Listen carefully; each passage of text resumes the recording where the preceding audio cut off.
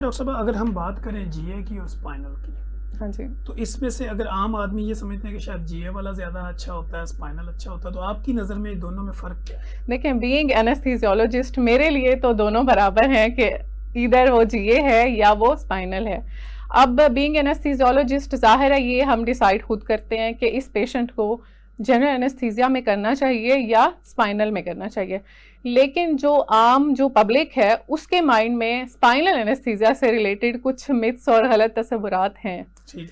तो वो मिथ यही है कि जो कमर का टीका लग गया तो हम सारी जिंदगी हमें कमर का दर्द होता रहेगा। और जो है वो बड़े ज्यादा लोग जिनको सालों पहले भी लगा हो कमर का टीका, तो वो आके कहते हैं कि जी हमें तो इतने साल पहले लगा था और आज तक कमर में दर्द रहता है। तो इस चीज का ही है कि आप एनेस्थीसियोलॉजिस्ट से अगर कंसल्ट कर लेते हैं तो तब वो आपको बताते हैं कि कमर का दर्द स्पाइनल एनेस्थीसिया से बिल्कुल भी रिलेटेड नहीं है, लाइक डायरेक्टली रिलेटेड नहीं है। हाँ, ये हो सकता है कि फॉर द टाइम बिंग थोड़ी देर के लिए, कुछ अरसे के लिए, जो कि बिल्कुल एक हल्का दर्द होता है, माइल्ड सा पेन होता है सोजिश की वजह से या नीडल की वजह से, जो है हम जो इंसर्ट करते हैं वो उसकी वजह से हल्का सा दर्द हो सकता है। लेकिन ये बिल्कुल भी ऐसा नहीं है कि वो आप उसको डायरेक्ट उसके साथ ही मिला दें कि कमर का दर्द है तो स्पाइनल लगा होगा। अच्छा, कई ऐसी रीसेंट स्टडीज भी हैं, रीसेंट अगर हम एडवांसमेंट्स और रिसर्च की बात करें तो उसमें भी अब ये सामने आया है कि अगर जो ऐसे पेशेंट्स जिनको जनरल एनेस्थीसिया दिया गया हो उनमें भी 30 to 40% ऐसे हैं जिनको बैक एक का इशू हो जाता है, कमर का दर्द उनको भी होता है। अच्छा, फिर प्रेग्नेंट लेडीज में, स्पेशली प्रेग्नेंट लेडीज में ज्यादातर जो है ना वो उनको पहले से ही कमर का दर्द होता है, मतलब इवन प्रेगनेंसी की भी एक कॉज है कमर दर्द की। तो कुछ रीजंस ऐसी हैं लाइक या कुछ ऐसे पेशेंट्स हैं जो ओवरवेट हैं, जिनका वजन बहुत ज्यादा है, फिर उनमें और इश्यूज हैं, कोई पेल्विक इश्यूज हैं, कोई डिस्क के इश्यूज हैं, कोई हड्डियों का कोई इशू है, तो वो भी बड़े ज्यादा इश्यूज होते हैं। तो वो डायरेक्टली आप स्पाइनल से नहीं कर सकते।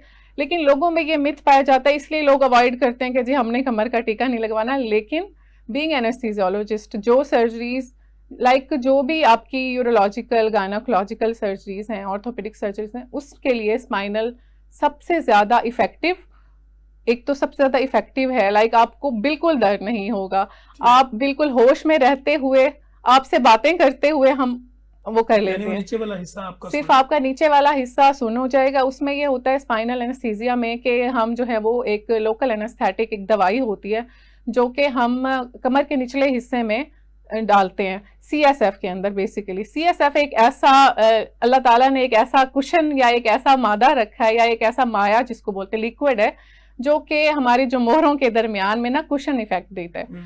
तो ये जो एक बल्कि एक और मिथ भी पाया जाता है जो कि हम एज एनेस्थीसियोलॉजिस्ट बड़ा फेस करते हैं लोगों को, कि जी कमर के अंदर टीका लगेगा हड्डी में। तो ये भी एक गलत तस्वर है कि हड्डी में बिल्कुल भी टीका नहीं लगता। जो टीका है वो जो दो मोहरें हैं उसके दरमियान में अल्लाह ताला ने ऑलरेडी एक स्पेस रखी हुई है, तो उस स्पेस में लगता है। और हराम मगज में भी बिल्कुल नहीं लगता।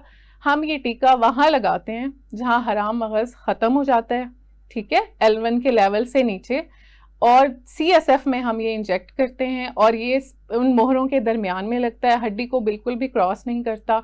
और दूसरा ये कि इसके बहुत ज़्यादा जो हैं वो अच्छे और मौसर रिजल्ट्स हमें नज़र आते हैं, लाइक के पेशेंट बड़ी जल्दी रिकवर कर जाता है, बहुत जल्दी। जीए की निस्बत पेशेंट, लाइक ये समझे कि पेशेंट होश में है और वो अपनी सर्जरी करवा रहा है और हम उससे बातें करते रहते हैं, उसके बारे में पूछते रहते हैं, तो रिकवरी जल्दी हो जाती है।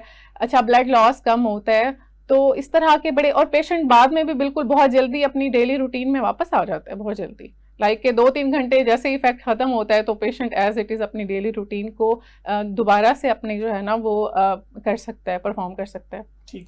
डॉक्टर साहब यहाँ पे एक सवाल ये पैदा होता है कि जब आप बेहोशी देते हैं किसी भी सर्जरी के लिए तो उसकी टाइम ड्यूरेशन जो होती है वो सर्जन आपको बताता है कि 1 घंटे के लिए, 2 घंटे के लिए या 6 घंटे के लिए चाहिए?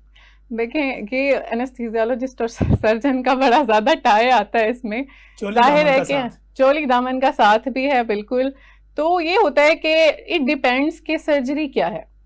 अब कुछ ऐसे छोटे छोटे प्रोसीजर्स हैं जो बहुत जल्दी भी हो जाते हैं, लाइक सिजेरियन है, मैक्सिमम हाफ आवर में हो जाता है, कोलिसिस्टेक्टमी है, कोई लैप्रोस्कोपिक सर्जरीज हैं वो बहुत जल्दी हो जाते हैं, छोटे प्रोसीजर्स हैं, लेकिन कुछ ऐसे टाइम टेकिंग प्रोसीजर्स भी होते हैं, लाइक अगर कोई न्यूरो सर्जरी है, कोई कार्डिक सर्जरीज है, 12-12 घंटे भी चलती रहती हैं। और एनेस्थीसियोलॉजिस्ट जो है वो मौजूद होता है। एनेस्थीसियोलॉजिस्ट मौजूद होता है, एनेस्थीसियोलॉजिस्ट उसकी प्रॉपर मॉनिटरिंग करता है, पेशेंट को बेहोश करने से लेके आखिर में उसको जब तक होश नहीं आ जाता, आप ये समझें कि एनेस्थीसियोलॉजिस्ट तो बाउंड है वो उधर टोटली, ही रहेगा। वो उधर ही रहेगा, वो उसकी सारी वाइटल्स की मॉनिटरिंग करेगा, उसका ब्लड प्रेशर, उसकी शुगर लेवल्स, उसकी पल्स सैचुरेशन, उसका हार्ट रेट, हर चीज, each and every input output, हर चीज जो है ना वो एनेस्थीसियोलॉजिस्ट ने ही उसको मैनेज करना होता है। ठीक है। और यूं समझें कि उस वक्त जो मेन जो ड्राइवर है ना ओटी का, वो एक एनेस्थीसियोलॉजिस्ट है जो उसको लेके चले। हाँ जी।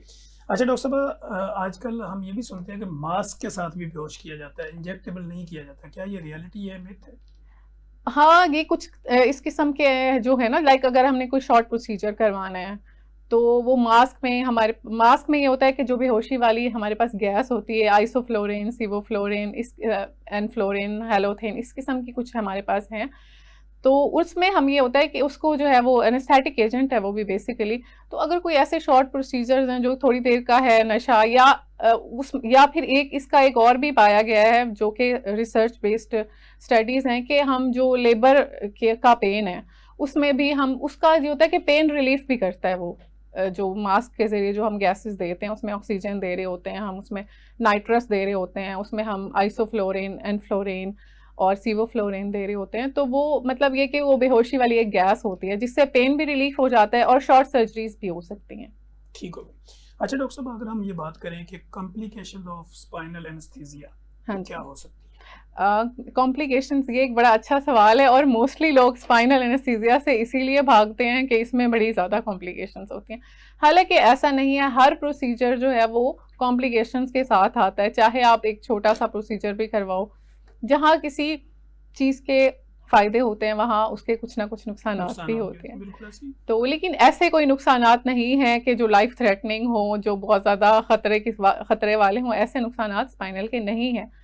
तो इसमें ये है कि एक तो इंट्रा ऑप उसको ये होता है कि ब्लड प्रेशर कम फौरी तौर पे कम हो जाता है, जैसे ही हम उसको स्पाइनल जिसका एनेस्थीसिया ऑलरेडी देते कम हैं। हो तो उसका और तो भी ये कम चीज़ें हमने पहले रूल आउट करनी है। यही चीज़ें हैं कि आपने अब अगर आप एक एनेस्थीसियोलॉजिस्ट से मिल लेंगे, पहले ही बता देंगे कि मुझे ये इश्यूज हैं, तो वो आपको लेकिन उसी के पेशेंट का हिसाब यहाँ से ये देगा। सवाल होगा ना कि हमें तो सर्जन कहेगा तो हम मिलेंगे ना, सर्जन तो मिलने नहीं देते। मैं सर्जन्स को भी ये मैसेज देना चाहूंगी कि आप अपने एनेस्थीसियोलॉजिस्ट से लाजमी वो अपने, तो मरीज को ये नहीं बताते कि मेरी टीम कौन सी है और उसमें कौन कौन है। यही तो बताना जरूरी है। देखिए अवेयरनेस तो ऐसे ही आएगी ना कि आप अपने एनेस्थीसियोलॉजिस्ट से मिलवाएं, ठीक पेशेंट को डायरेक्टली उनसे मिलवाएं, उनकी प्री ऑपरेटिव असेसमेंट करवाएं ठीक कि है। पेशेंट्स के ये इश्यूज हैं, ताकि वो पहले ही सारे कंसर्न्स के हिसाब से उसको एनेस्थीसिया दें।